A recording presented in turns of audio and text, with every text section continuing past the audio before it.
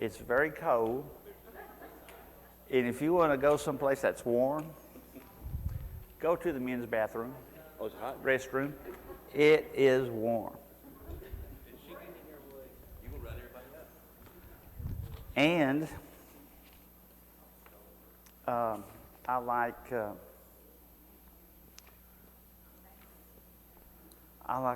jacket. It looks nice and comfy.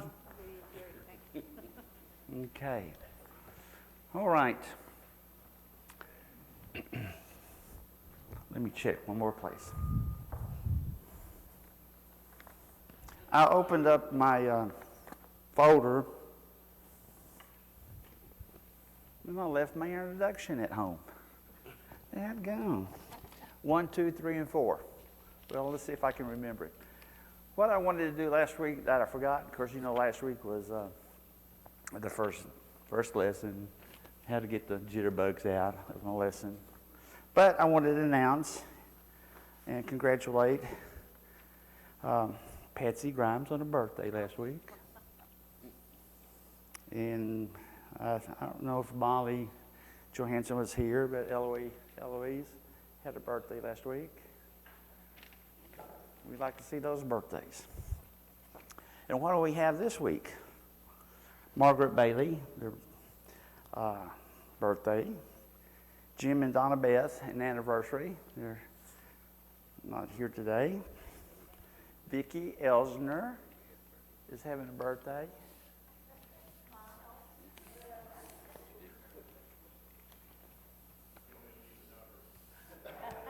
Well, no, we'll just put it like, well, I don't know.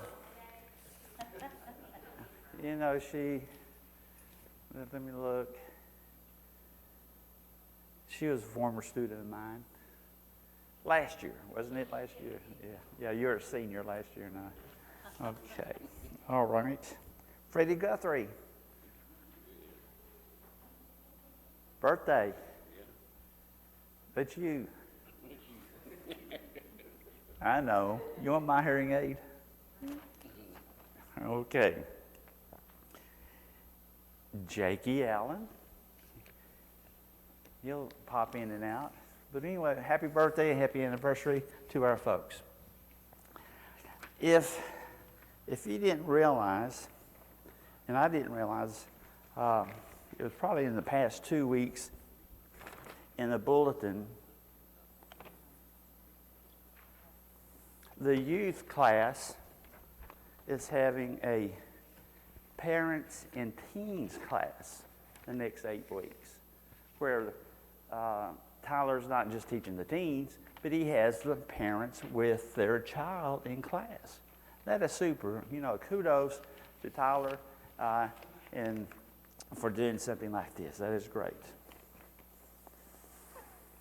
Number 3.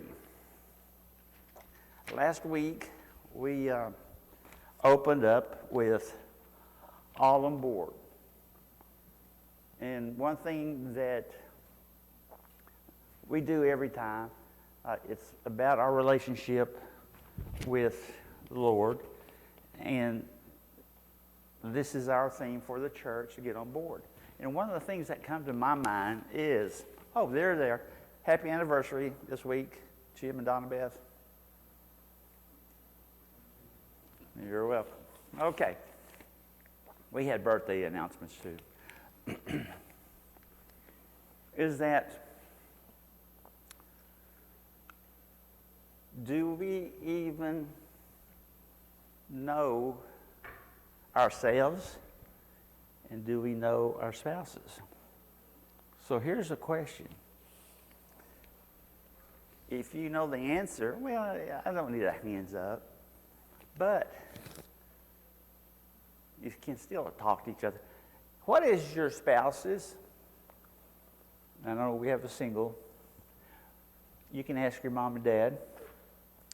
What is your spouse's favorite Bible verse?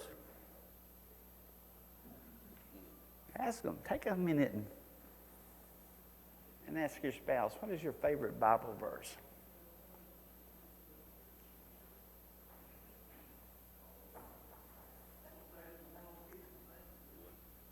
All right, what do you want to share, Miss Taylor? You had a nice, mischievous smile.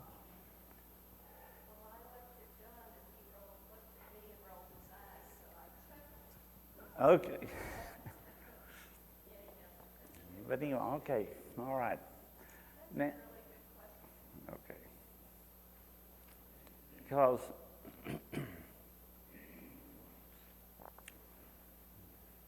probably took several years before I even knew my wife's favorite flower.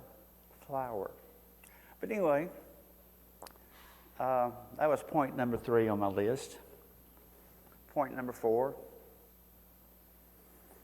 Last week, we went over the first chapter of 1 Kings. That's where we are.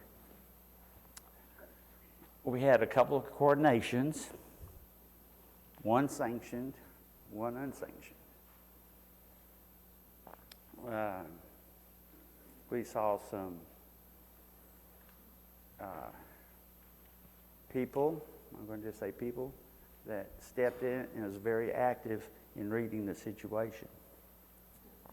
So the question is, and this is sharing time, what, in your reflection of the first chapter, John, you're trying to throw me sitting on this side of the audience. You're not a stranger, but you're throwing me. What was key to you? What was the key verse? What was the key thought? What was an aha out of the first chapter?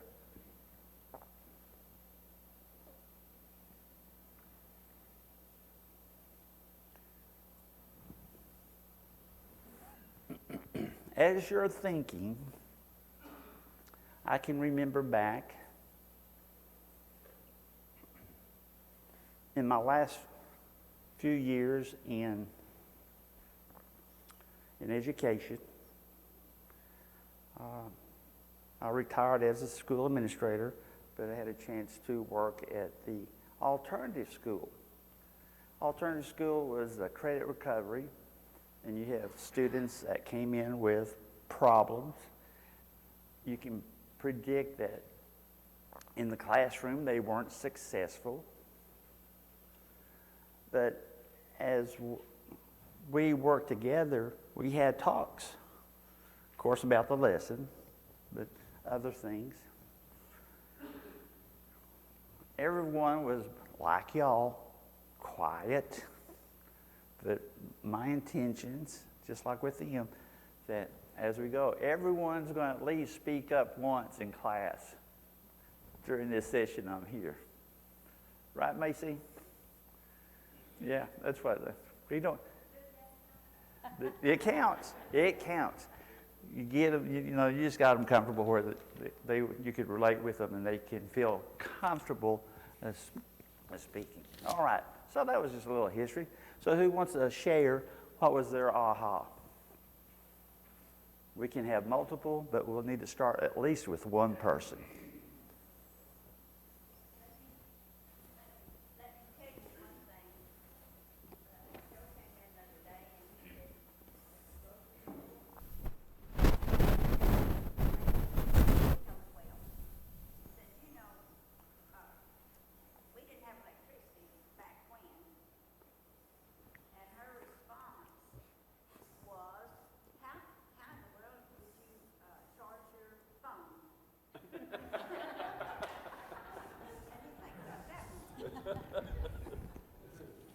All right. Anyone? Anyone else? What do you think, Mike? What was your aha? What was your aha?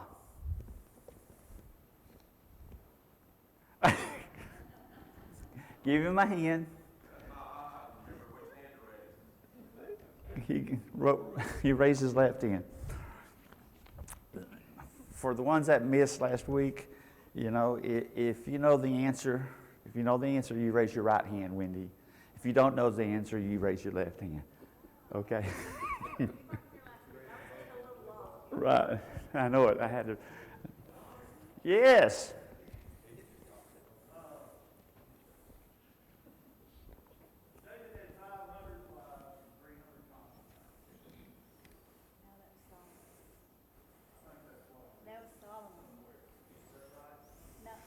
Solomon that had a bunch of wives. David didn't have that many. I mean, he had several, but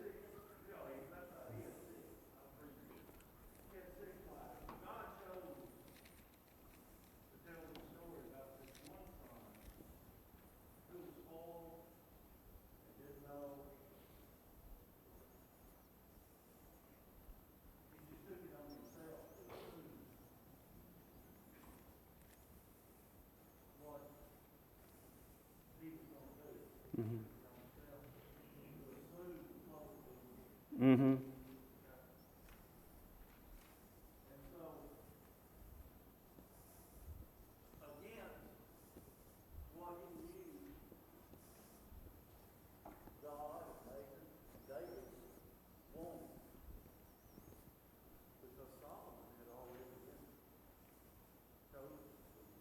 Right. Right. Yes.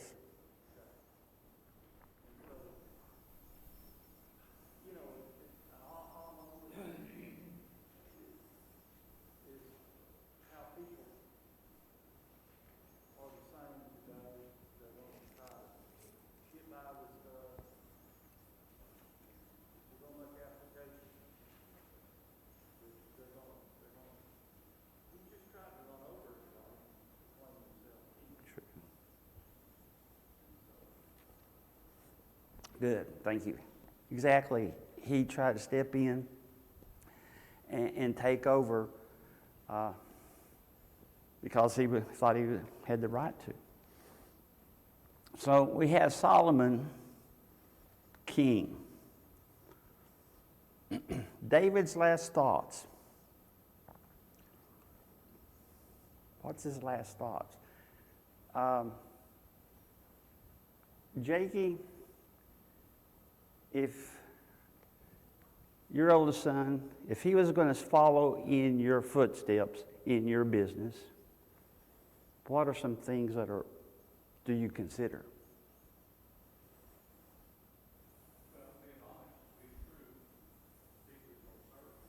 Mm-hmm.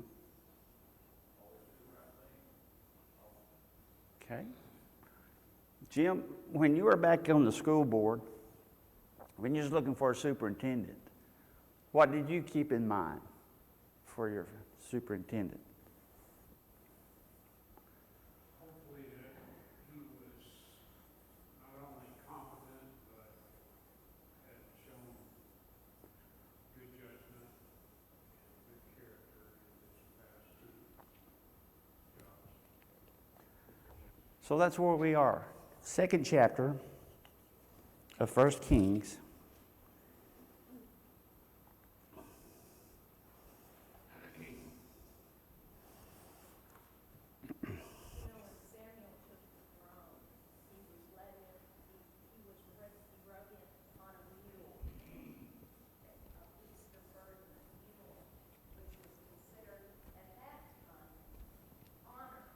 Yes. and there's a similarity with the simplicity of that when he ascended to the throne. David put him on a mule that showed that he was going to be king. Christ, when he came into Jerusalem, the simplicity of how he came in to be king is very similar, and brought that back to the Jews from their history Sure. of that. Okay, thank you. Last words to Solomon. I am about to go the way of all the earth. So be strong. Show yourself a man. Observe what the Lord your God requires.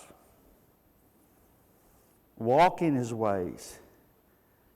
Keep his decrees and commands. His laws, requirements, as written in the law of Moses, so that you may prosper in all you do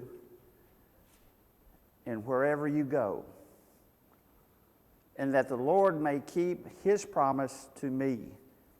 If your descendants watch how they live And if they walk faithfully before me with all their heart and soul, you will never fail to have a man on the throne of Israel. You can't say it any better than that. That is something that we need to pass on. We do, and we need to for the future. Now comes the part where he's giving Solomon some last instructions.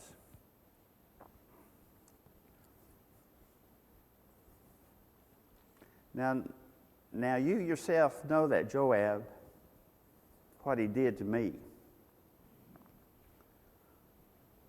And I'm going to kind of skip down. Deal with him according to your wisdom. That's Joab. But show kindness to the sons of Barzillai. Let them among those who eat at your table. Continuing down.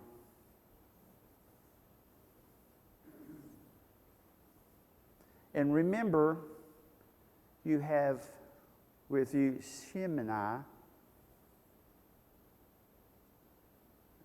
We want you, I swore to him by the Lord, I will not put him to death by the sword.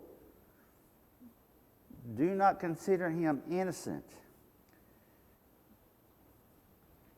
Here he compliments him again. You are a man of wisdom. You know what to do. Bring his gray head down to the grave in blood.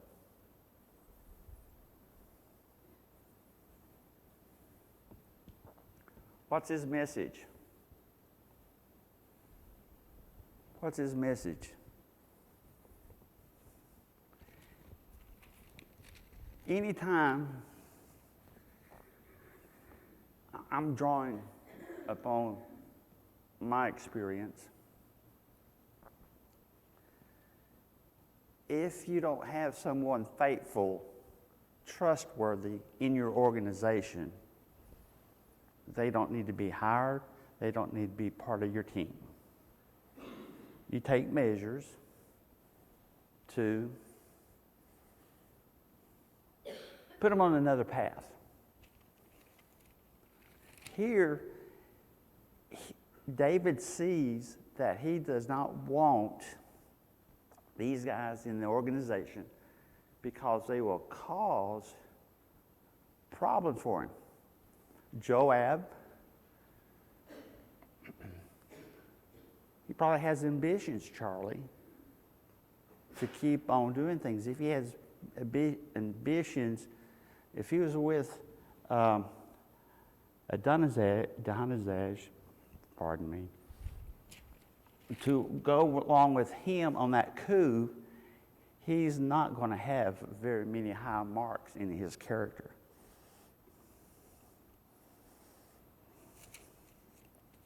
So, with his wisdom, he told him to take care of him. Again, we see two comments written here about Solomon. Something to focus on. He's already seeing wisdom from Solomon. He's already seeing wisdom from him. Chapter 3 goes into it more. Okay. Thoughts? We're good?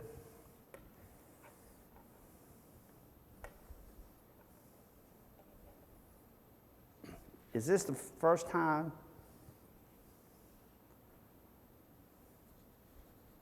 now I might skip over that part. Here's the point. The ideal king is devoted to God and his law, and kings will go to elevate every monarch by his standard. It is the command skip that part.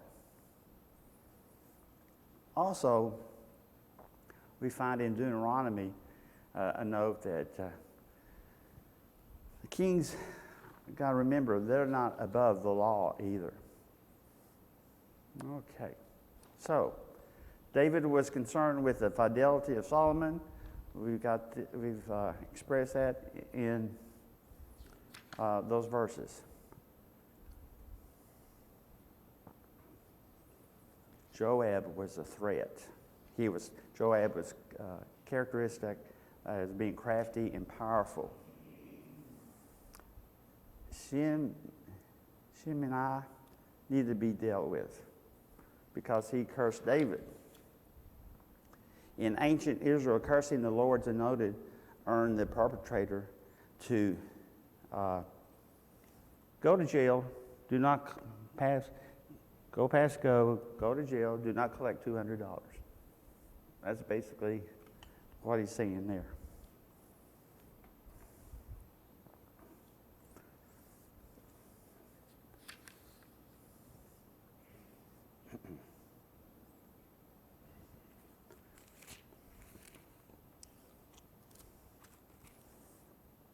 So Solomon sat on the throne of the Lord as king in the place of his father. He prospered, and all Israel obeyed him. All the officers and mighty men, as well of all of King David's sons, pledged their submission to King Solomon. Trustworthy, loyal. His brothers got off track a little bit, but they're recommitting.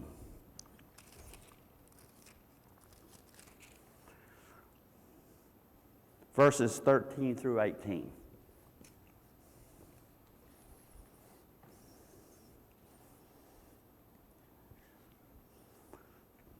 I'm concentrating. Adonijah went to Bathsheba. He wanted to ask her a question. She said, "Do you come peacefully?" He said, "Yes, I have something to say to you." It says, "You may say it," but what would we say? What do you want?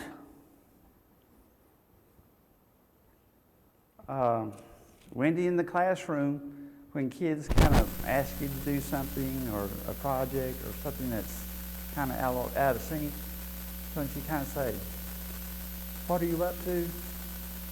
What are they really wanting?"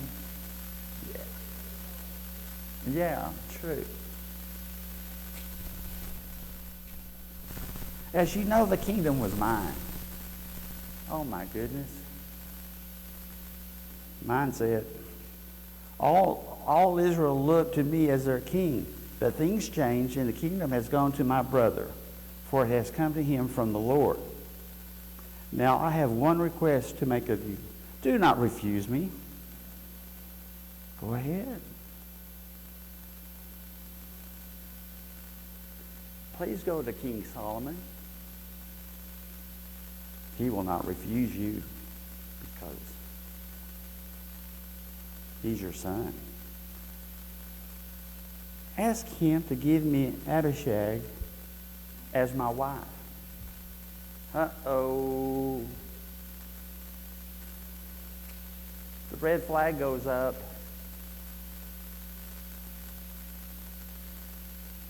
But that's people didn't see the red flag. Because he changed something that was not, considered not unusual request, because it's Solomon. Yes. Okay. It didn't click to her. Who wants to take the opposite side? All right. Well, let's look at Abishag. Not Abishag. Adonijah. Yeah, you know what I'm talking about. I'll just call him Adonis. Pardon me. Not trying to be against the scripture. What's his plan? What's his plan? Yes. If you... Go again. You got it right. That's the wrong man? No, you got the right one. Right, right.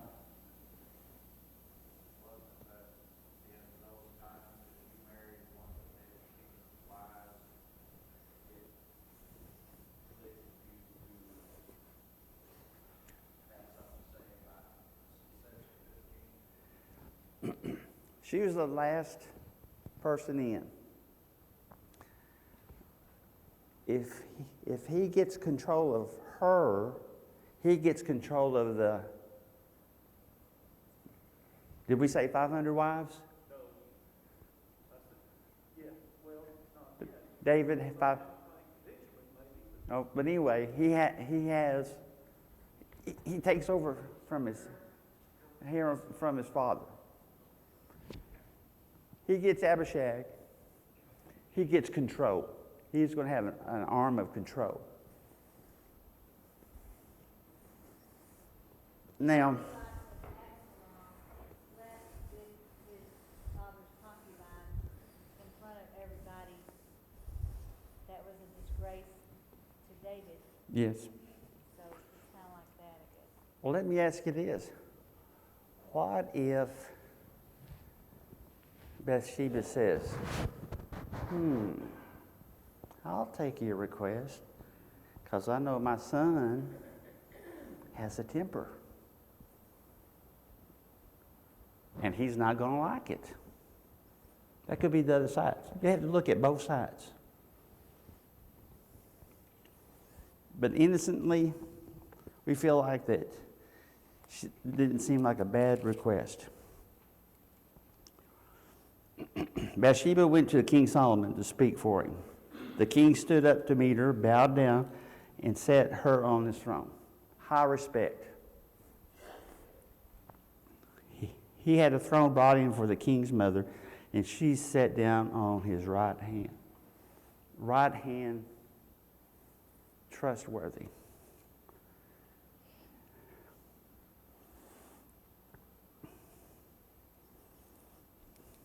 She asked him, "Do not refuse me." The king replied, ask a question. "Let Abishag be given in marriage to your brother." And his first word is, why? Very good question. Why?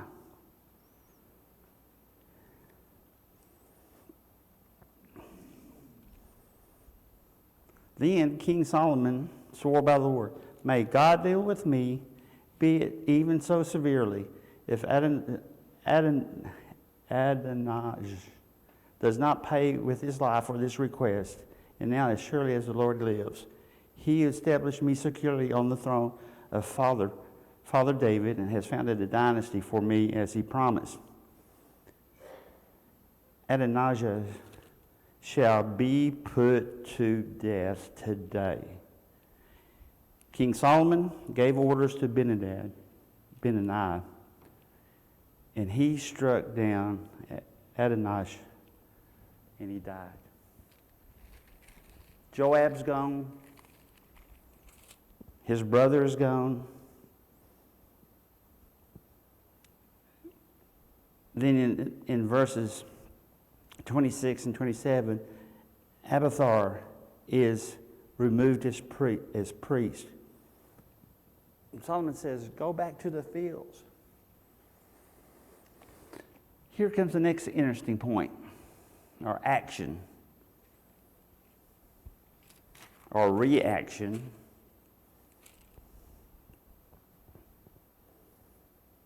Verses 28.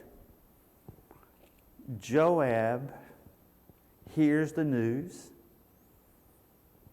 Joab conspired with Adonijah. And he fled the tent to the Lord and took the horns of the altar. Did we not see that before? Let's go to California and be in a sovereign state. I am safe. Does it work that way?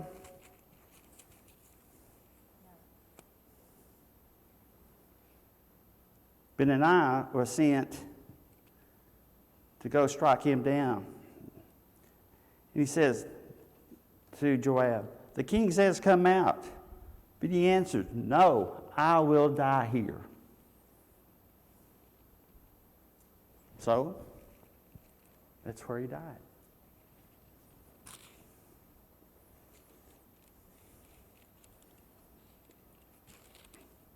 Benaniah and Zadok, in the next verses, they're elevated. Shimei was told he wasn't going to die then, because you remember one of the requests from his father. But he said, "Stay in the city. Do not leave. Do not leave."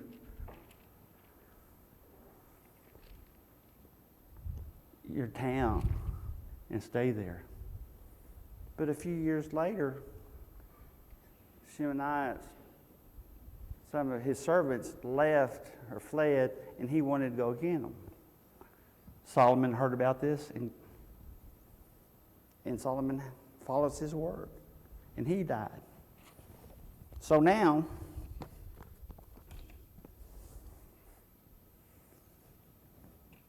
we have, throw in the name if I miss it, Adonijah, Joab, Shimei. Did I forget anyone? Part of the coup. They're eliminated. His kingdom is secure, and he's ready to go. The very last sentence of chapter 2. The kingdom was now firmly established in Solomon's hands.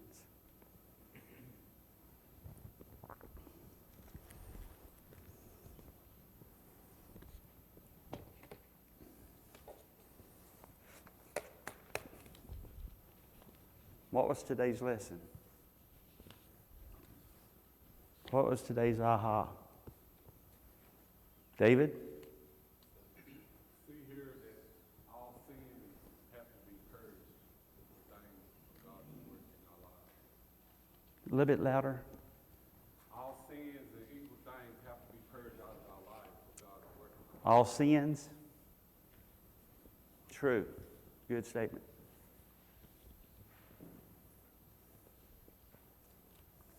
I think you need to recognize sin and call it out. Being called out? I think you need to recognize sin, and when you do, you need to call it out. You call it out, you recognize it, then you can do something about it. And like David, he had sin in his life, but he changed. And leadership, no matter what level, leadership is very key. Paul addresses that in 1 Corinthians, Mm-hmm. where sin is in there, and he calls it out, and we, as part of that family, along with the leadership, has to address it. If not, we become a part of it. Okay. And that's where we are in modern days. We're accepting a whole lot in our house that shouldn't be in our house. No. Mouthful. So true. All right, some of my notes.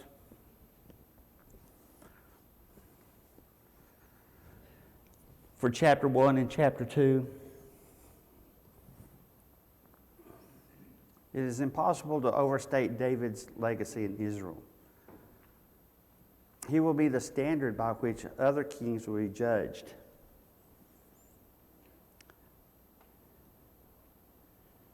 Moving onto the New Testament, David became the embodiment of all Israel and to deliver and described as the archetype Messiah figure.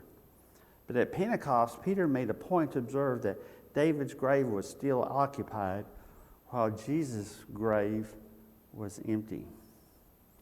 Peter affirmed through Jesus God had kept all of his promises to David and established a kingdom that would never fall. Revelations 1:18. now seated on the throne of God's kingdom. Now his kingdom is alive forever.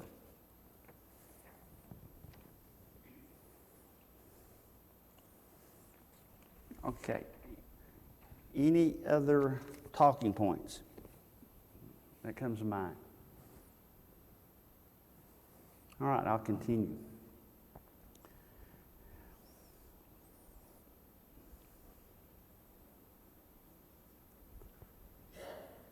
We look at chapters 1 and 2, and we see through all the turmoil, Yahweh was in control. This is the purpose in everything we face. Whether the people of God who believe in God, we know God is at work. Whether we see politics, we watch our leaders in national politics, we see politics in our local level, whether it's environment, we know that there's a lot of talk about our green development, or just our daily grind in our everyday life.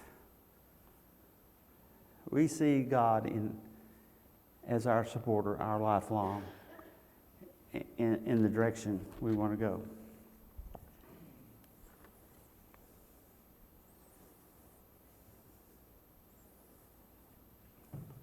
Real quick, just a quick contrast between Adonijah and Nathan. A contrast.